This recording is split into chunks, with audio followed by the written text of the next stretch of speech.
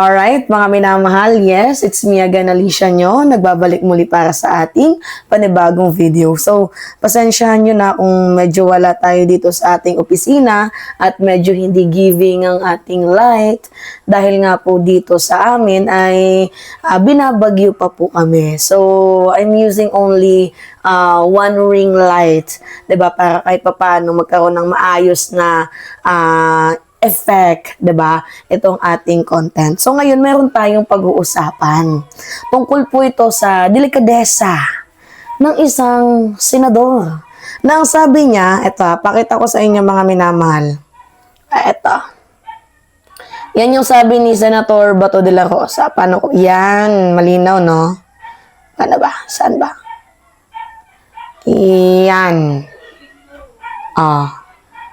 Ang sabi ni Senator Bato de la Rosa, kung sasabihin ninyong involve si Senator Joel Villanueva sa flood control right here, right now, magre-resign ako sa pagka-senador.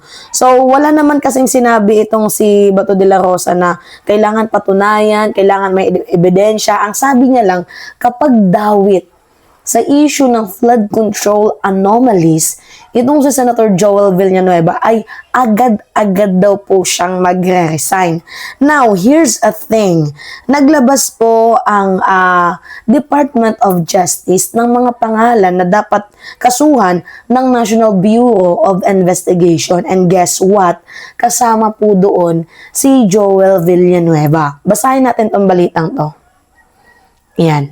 Sabi dito, mahigit 20 na dawit sa flood control anomalies pinapakasuhan na ng National Bureau of Investigation or ng NBI. So ngayong araw,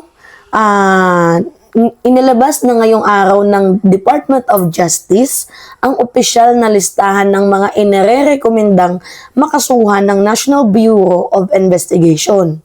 Ayon sa DOJ, alinsunod sa base nila ito sa matibay ayon ito sa alinsunod base sa matibay na sinumpaang salaysay na mula sa mga nakalap ipinadala sa kagawaran. Nangunguna dito si Ako Bicol Party List Representative Elizalde Co, Senator Chis Escudero at Senator Joel Villanueva at iba pa. So, sa kabuuan, mga minamahal, umabot po ito ng 21 ang pinapakasuhan ng National Bureau of Investigation tungkol sa maanumalyang flood control projects. Yan o, binabasa lang natin, mga minamahal. Yan, di ba? Binabasa lang natin. So, ngayon, di ba, kahapon nga, naglabas ng opisyal na nalistahan, kabilang si Zaldico, Chis Escudero, Joel Villanueva. So, based on the Department of Justice, ito po ay nakabase sa mga matitibay na mga sinumpaang salaysay at mga nakalap nila. So, it means hindi to chismis.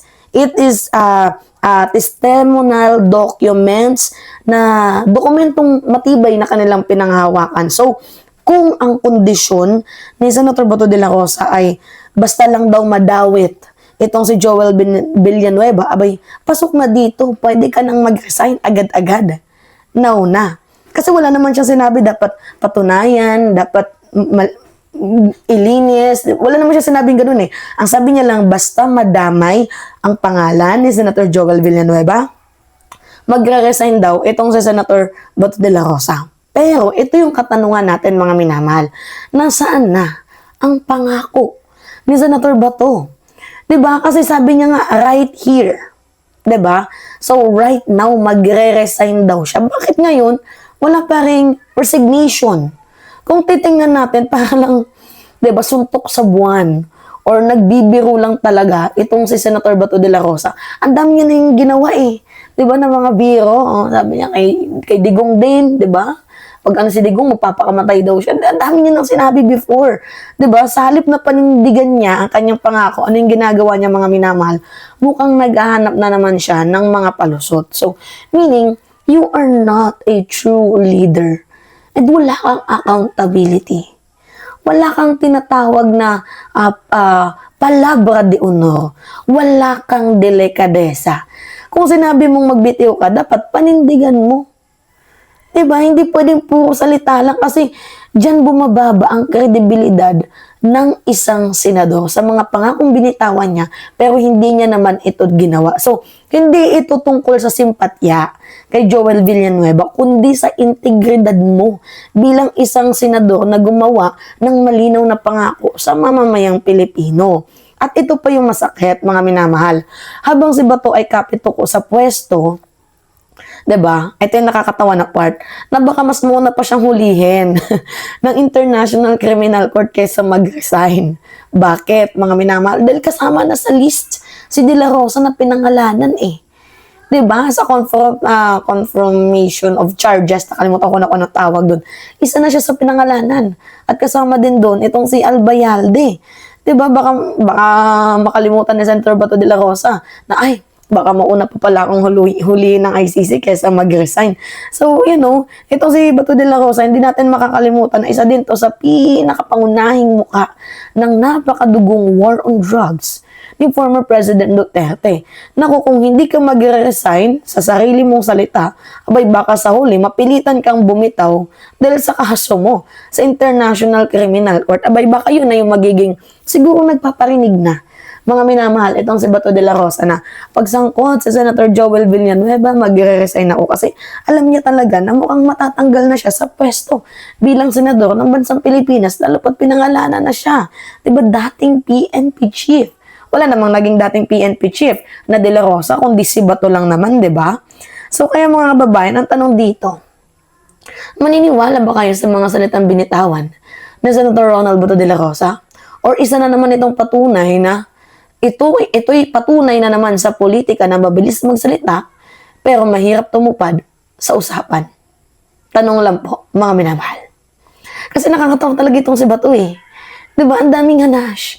Mahilig siyang magsalita, mahilig magbitaw ng pangako. Naalala ko pa nga, go ahead, Trillanes, make my day. Ngak-ngak ka ng ngak-ngak, kahit ikaw po yung magposa sa akin. Tapos si Trillanes nga nagposa sa kanila. Alam nyo, ganito kasi, yung mga DDS, sabi nga nila, ang tagal naman na maparesign nila si Sara Duterte bilang Secretary ng Department of Education. Pero eventually, boom, nag-resign. Diba? And then pangalawa, ang tagal naman hulihin ng International Criminal Court si Digong, and boom, nahuli ng ICC. Diba? So, yung mga DDS kasi, ang akala nila, hindi matutupad dahil na matagal na. Yun yung akala nila. Pero hindi nila alam na baka sa kalagitnaan ng tahimik na tahimik na agos, may unos na darating. Diba? Hindi sila naniniwala before, pero tingnan ninyo, hindi daw mahuhuli, ang tagal daw, pero nangyari, nahuli. Itong si former President Duterte at nakapag-resign, itong si BP Sara. So, Bato de la Rosa, alam namin natatakot ka. Nakaramdaman namin yun. Feel namin yun. Senator Bato. Kaya, di ba mga minamahal, nagpaparinig na yan na magre-resign daw, pero talagang magre-resign yan dahil kukunin na yan ng International Criminal Court. Alright, mga minamahal, yun po. It's me again, Alicia nyo. Yes, nagbabalik muli para sa ating panibagong video. Pasensya na mga minamahal kung medyo hindi hindi giving. Kasi ito lang yung gamit natin ngayon yan. Kung wala to, diba tingnan ninyo sobrang kasi brownout dito sa atin, gawa nga po ng bagyo. Signal number 3 po yung Northern Samar. And ngayon, so far, makulimlim lang. Pero meron din konting pag-ambon. Pero makulimlim na lang dito. Stay safe mga Nortehanon. And sa mga team replay, don't forget to click the like. At maraming salamat sa patuloy ninyong pagsuporta. Dahil hindi kayo nagsasawa sa ating channel, diba? Kahit saan lang nagbablog si Mima, mapa-hotel, bahay, opisina, hindi nyo ini-skip yung ads. Maraming salamat dahil malaking tulong na po yan dito sa ating munting channel. Alright? Yun lamang po at ingat mga kababayan.